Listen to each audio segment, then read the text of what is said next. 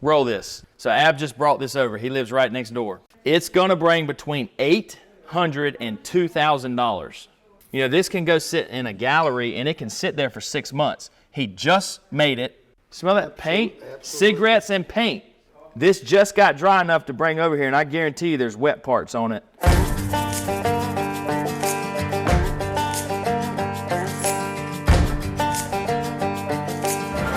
Hello, folk art man here. When Ab lived with us and he was turning out the art, Ab would call me every day, send me a text, or he'd say, "Hey, can I get $50? I need cigarettes and beer." Okay, well, I'm not just giving him $50. So we had a deal where he created drawings. Babe, will you walk in there and get the just bring that whole cardboard in. So here's what happened. So I'm sitting in the gallery one day.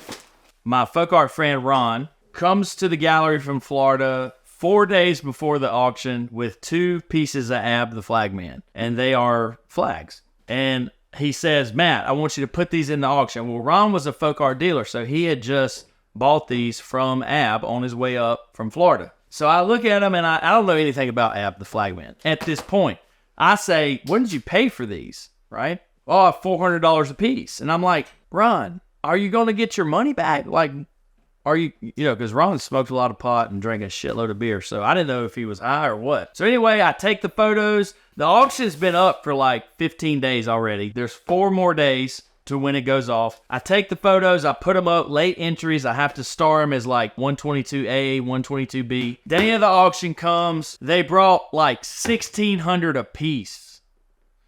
And I say to myself, whoa, I'm a believer. Who is this Ab the Flagman? All right, so about 3 or 4 months later, we're in the gallery. Ron is sitting there. He's talking to somebody on speakerphone, and it's Ab. And we were talking about making some miniature flags, you know, this and that. And Ab says something like, "Hey, I'm leaving tomorrow. I don't know where I'm going, but I'm renting a U-Haul, and I'm leaving." So I walk by, and I say, "Hey, Ron, we're moving. Tell him to come up here. He can stay in the house." That is all I said. And 2 days later, Ab the Flagman pulled in a U-Haul. What I wasn't planning on is all his shit that he brought. He brought everything he owned in this U-Haul. So we had to store that in the back of the auction house.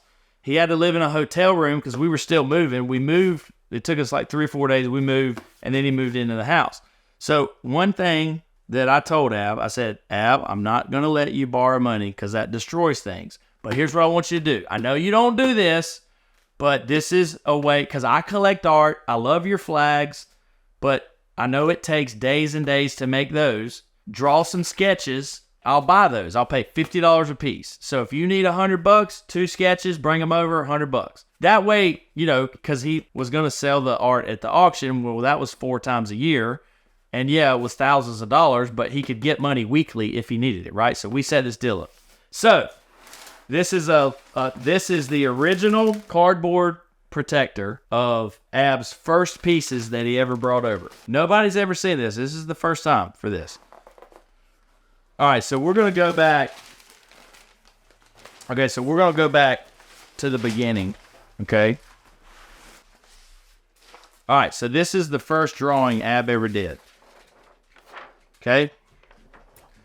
And if you know Ab, let's be honest, this is lame as f***. Okay? Can I say f***? Yeah, I think so. All right, this is lame as f***, right? Well, let me tell you what happened. So Ab gets here from Atlanta, and Ab is a sweetheart, okay? Ab is not going to travel with contraband. And if you know Ab, you know that Ab partook in a little smoky, right? Okay?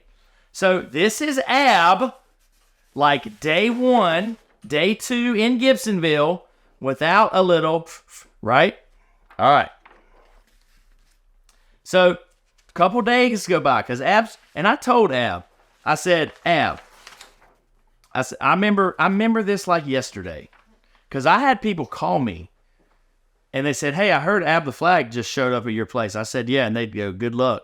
Ab was a wild child. I remember this like it was yesterday. Walking from the house, right across the street was the auction house. Just me and Ab. I remember saying, on like day one. Now, Ab, I can handle a little marijuana, but I can't handle cocaine, and I can't handle heroin. I can't handle any of that. And he goes, dude, I smoke a little weed. That's it. I don't do that. I don't do that other stuff. It's the only time I ever had to say that, and it was true. He just smoked. He ate mushrooms too, but whatever. Okay, so what I'm saying is Ab hadn't had a little smoky. This is Ab thinking about a little smoky. Okay? Here is Ab's number one drawing. Everybody get that?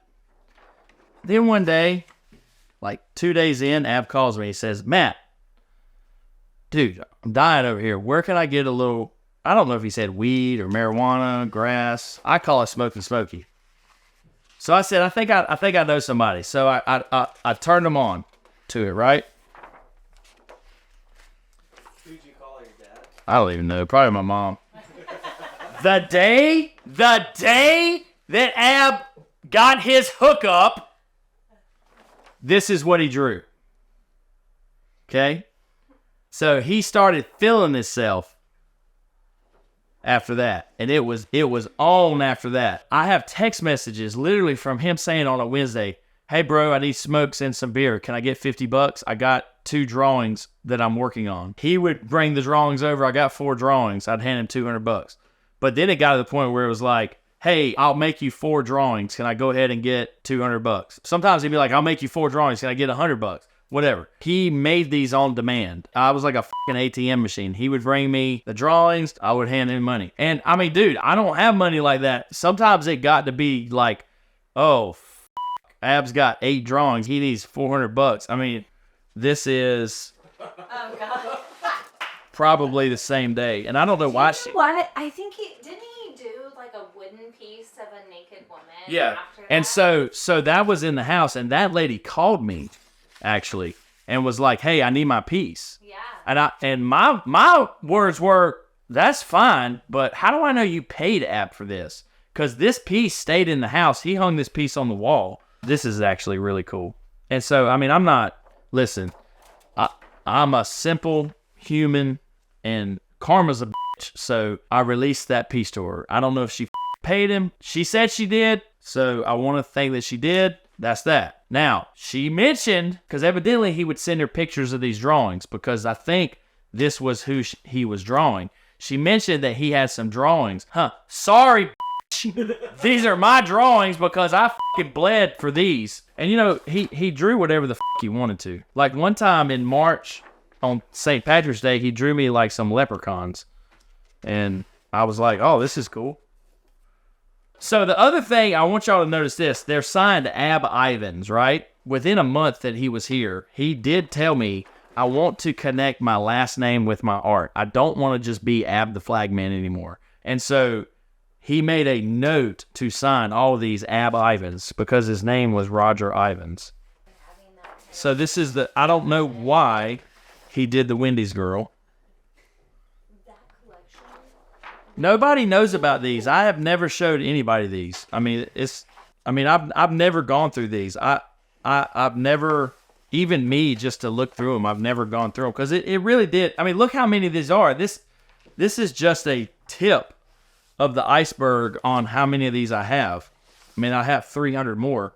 And what needs to happen to these? Well, these need to be, first of all, they all need to be photographed and a book needs to be made. And I have the capabilities to do that. So we probably will.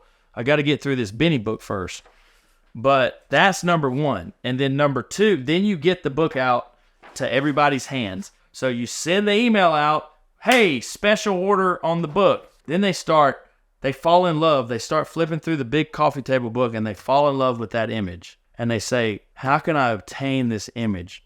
That's why people collect art. They go to a museum. The museum says, you can't touch that. In fact, you got to stand 15 feet away from this. And you say, okay, who did that? Okay, Benny Carter. Then you find out, oh my God, for a price, I can own a Benny Carter.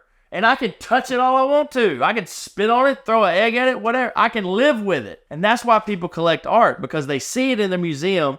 The museum is telling you, this is a museum. You can't touch this. You can't buy this. But then you find out, oh, well, here's one I can buy. I just have to pony up and buy it. And that's one of the reasons, this is cool. That's one of the reasons why people collect art, because a museum makes you think that it's unattainable. And then you have this desire to just, you don't want to listen to the museum. You want to, okay, so these are early drawings. I think these were in a scrapbook that he had. So the story about this one, I almost guarantee you that this was out of a scrapbook that he had. I remember him telling me, he said, hey, I've got a couple drawings. They're older drawings. I'm going to sell them to you. I don't know what I paid for these, $50 for both of them. But he clearly signed them the day that he sold them to me. I mean, he drew them in like a pen marker, and then he signed them in pencil. Now, do I give a shit if anybody believes me on that? F*** you, because I was there, motherfucker.